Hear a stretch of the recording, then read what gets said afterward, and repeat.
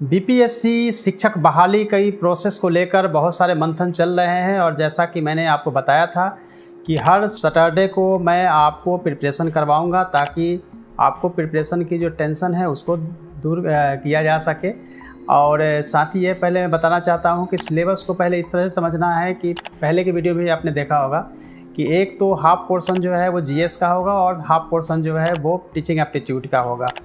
तो पीआरटी हो या फिर टीजीटी हो या फिर पीजीटी हो, तीनों ही लेवल पे पीआरटी, टीजीटी और पीजीटी तीनों के अलग अलग लेवल हैं और उसके हिसाब से क्वेश्चंस का जो स्टैंडर्ड है उसके हिसाब से भी हो सकता है। और साथ ही ये भी हो सकता है कि क्वेश्चन के साथ साथ आप देखें कि जहाँ भी सब्जेक्ट स्पेसिफिक हो सकता है, जैसे कि पीजीटी है तो सब्जेक्ट स्पेसिफिक क्वेश्चंस पूछे जा सकते हैं।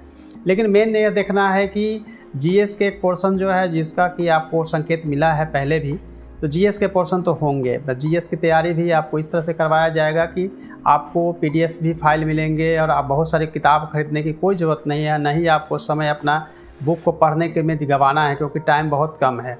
जैसे नोटिफिकेशन आएगी तो आपके पास समय बहुत कम बच जाएगा।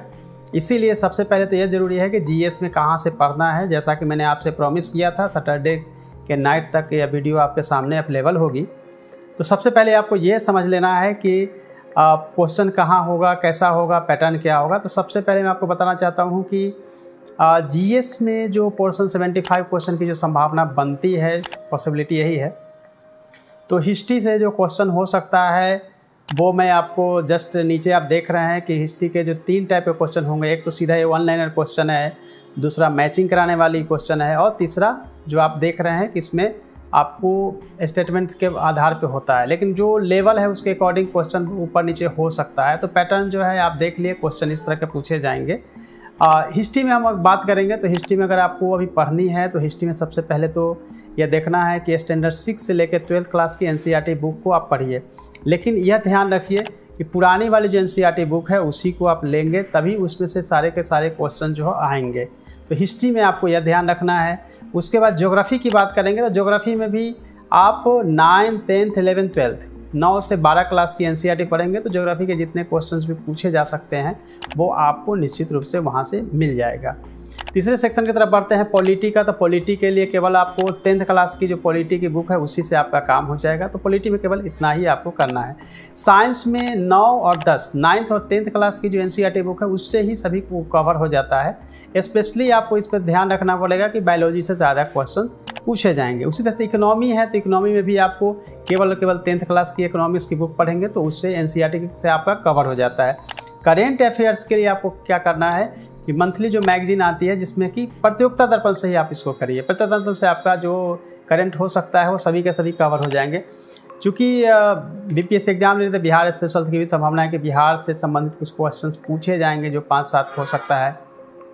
तो बिहार स्पेशल के इम्तियाज अहमद सर की बुक है उससे आप देख सकते हैं, केबीसी नैनो की बुक है उससे आप कर सकते हैं, क्राउन पब्लिकेशन की बुक है उससे आप कर सकते हैं। और लास्ट में आप देखेंगे कि रीजनिंग और मैथ के भी कुछ क्वेश्चंस आपके मानसिक योग्यता परखने के लिए, आईक्यू को देखने के लिए हो सकता है। तो उसके लिए प्रीवियस ईयर्स के जो बीपीएससी ने एग्ज़ाम्स लिए हैं, चाहे वो सीडीपीओ का एग्ज़ाम हुआ हो या बीपीएससी सिविल सर्विस के एग्ज़ाम हुए हो, तो उसमें के आप अगर प्रीवियस ईयर के क्वेश्चन को करेंगे तो वहाँ से मैथ के क्वेश्चन जो है आपको मिल जाएंगे। हालांकि मैथ बहुत ईजी होता है और ख़ासतौर से रीजनिंग का जो क्वेश्चन है बहुत ईजी होता है। तो इस पोर्शन को भी हम आगे आपको तैयार कराएंगे सिलसिलेवार ढंग से। और हर सैटरडे को चूँकि हमें आपको गाइड करना है तो उससे पहले ज़रूरी हो जाता है कि जो मैंने 8 सेक्शन जीएस के बताए हैं उसमें इम्पोर्टेंट चैप्टर कौन सा है। ये बहुत इंपॉर्टेंट है क्योंकि चैप्टर जो है वो आपको मैं नीचे स्क्रीन पे स्क्रॉल कर रहा हूँ जिसको कि आप देख सकते हैं कि कहाँ से आपके क्वेश्चन हो सकते हैं। फॉर एग्जांपल हिस्ट्री में जो पोर्शन हो सकता है, हिस्ट्री के पोर्शन जो आपको दिख रहा है ये हिस्ट्री का पोर्शन, उसमें एंशिएंट, मेडाइवल और मॉडर्न ये आपको चैप्टर जो दिखाए जा रहे हैं ये सारे के सारे चैप्टर्स जो है वो एनसीईआरटी क्लास 6 से लेकर 12th क्लास तक की है। तो इसी जो चैप्टर आपको दिख रहा है इसी चैप्टर से आपके क्वेश्चन जो है पूछे जाएंगे। अब नेक्स्ट सब्जेक्ट की तरफ चलते हैं। तो ज्योग्राफी में भी जो क्वेश्चंस मैंने अभी बताया था कि 9th से 12th क्लास तक की एनसीईआरटी की बुक की हो पढ़ना है, जो कि 4 बुक ही है। उसमें भी खास तौर से अगर आप फोकस करना है तो इंडिया का फिजिकल ज्योग्राफी जो 9th क्लास की है उसको अगर करेंगे, या वर्ल्ड की फिजिकल ज्योग्राफी, उसी से मैक्सिमम क्वेश्चन जो है आने की पॉसिबिलिटी है, तो उसको आप कर सकते हैं। अब उसमें भी जो चैप्टर हो सकता है वो चैप्टर मैं आपको बता रहा हूँ कि कौन सा चैप्टर होगा, तो आप देखिए ध्यान से। ये चैप्टर आप जैसा कि आप देख रहे हैं कि एनसीईआरटी के जो चैप्टर हैं उसी को आपको बताया जा रहा है। इस चैप्टर को गौर से देखिए, स्क्रीनशॉट भी ले लीजिए, ये इम्पोर्टेंट चैप्टर हैं। अब तीसरी बात करते हैं हम पॉलिटी की। तो पॉलिटी में भी जो चैप्टर है, मैंने जैसा कि आपको बताया था कि 10th क्लास की एनसीईआरटी काफ़ी होती है और इसमें ज़्यादा तैयारी करने की ज़रूरत नहीं है, आप सभी अवेयर होंगे कॉन्स्टिट्यूशन से। तो उसको भी देखने के लिए आप पॉलिटी के जो इम्पोर्टेंट चैप्टर्स हैं आप इसको देखिए। आपको दिख रहा है ये चैप्टर महत्वपूर्ण है, ज़रूरी हो तो आप नोट डाउन कर लीजिए, उसको स्क्रीनशॉट ले लीजिए, और ये जो इम्पोर्टेंट पॉलिटी के चैप्टर हैं उससे आप इसकी तैयारी करते रहिए। अब चौथे हम साइंस की तरफ बढ़ते हैं। साइंस में भी जैसा कि मैंने बताया था 9th और 10th क्लास की एनसीईआरटी से आपका काम हो जाएगा, लेकिन उस पर खास तौर से फोकस करना है बायोलॉजी में। बायोलॉजी में भी खास तौर से फोकस करना है, जो ह्यूमन बॉडी से जुड़े हुए डिजीज है या जो भी अंग है उसके बारे में आपको पूरी जानकारी जो है यहाँ से लेनी पड़ेगी। खास तौर से कौन कौन सा चैप्टर हो सकता है उसको आप देखिए।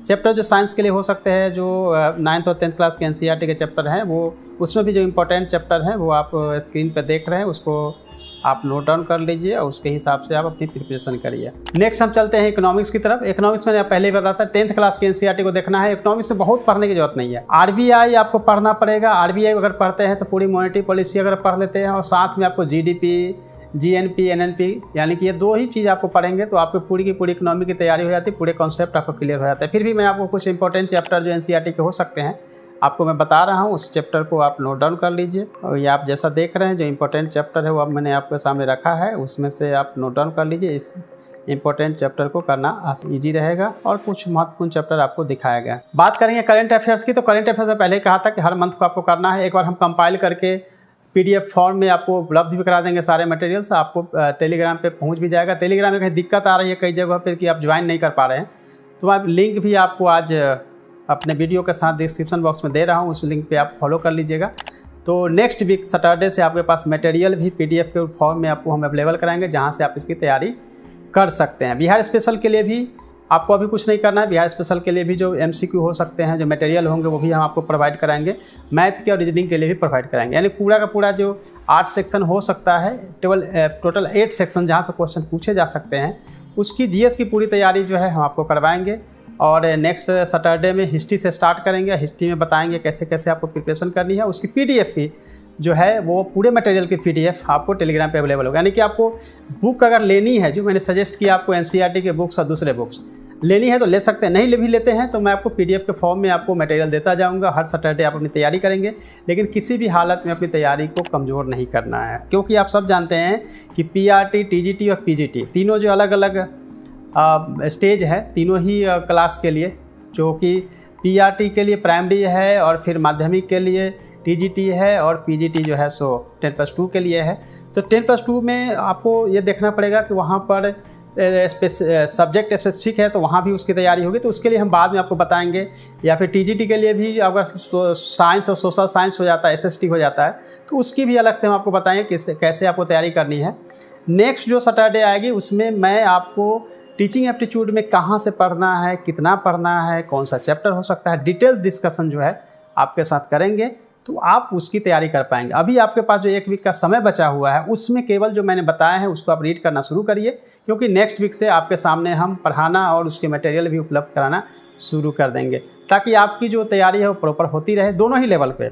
जो नियोजित शिक्षक पहले से हो चुके हैं उनके लिए भी कि वो रेगुलर वेतनमान मिले और रेगुलर उनको सारे लाभ मिले, उसके लिए भी, और जो नए हैं जिनको कि पीआरटी, टीजीटी, पीजीटी में उनको एग्ज़ाम देना है बीपीएससी द्वारा जो आयोजित की जाएगी, तो उनकी भी तैयारी। तो दोनों को साथ ही लेकर चलेंगे। दोनों की अलग अलग तैयारी नहीं होती है, लेकिन जैसे ही नोटिफिकेशन आ जाएगा, डिटेल्स सिलेबस आ जाएगी, क्या पैटर्न वगैरह होगा, तो उसके अकॉर्डिंग फिर उसको हम चेंज कर सकते हैं।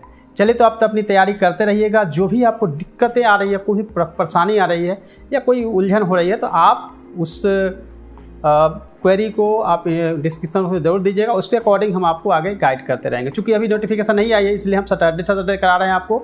शनिवार को हम शाम के वक्त में आपको पढ़ाएंगे, लेकिन जैसे ही नोटिफिकेशन आएगी तो हो सकता है हम समय निकाल के, जैसा कि बहुत सारे शिक्षकों ने और आप लोगों ने कमेंट किया कि पर डे 1 घंटा का समय दिया जाए। अगर ज़रूरत पड़ेगा तो आप हमारे सभी शिक्षक है, आपके लिए तो हम हमेशा तैयार हैं और मुस्तैद है, आपके लिए समय हमेशा देंगे। और आप हमेशा, मैं कहूँगा कि आप सभी शिक्षक हमारे बिहार के भविष्य है, इसलिए आपकी तैयारी कराना मेरा काम है। All the best, thank you so much.